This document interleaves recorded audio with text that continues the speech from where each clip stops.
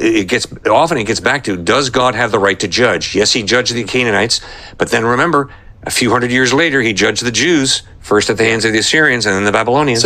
And he's skipping what Cliff already said. So he's saying it was wrong for the Israelites to do that because they had a prophet, they had the commandments, etc., etc. But he's essentially saying, well, these people didn't know any better. They didn't have any warnings. And what he's emphasizing is their conscience judged them. They knew that these things was wrong. They knew it was wrong.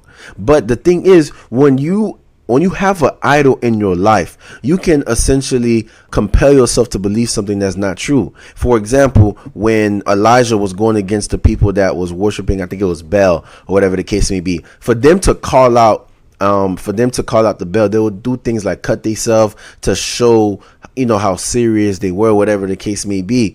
Like, what are you doing? Why would you cut yourself?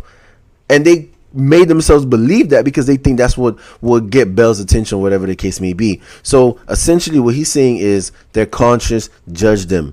It's that simple. Their conscience judged them. They didn't need a prophet, even though some of them did have prophets, even though that there were foreigners that lived among the Israelites and were able to still live under Israelite law. The only thing that they didn't include themselves in was the sacrificial laws and the sacrificial offerings and things like that.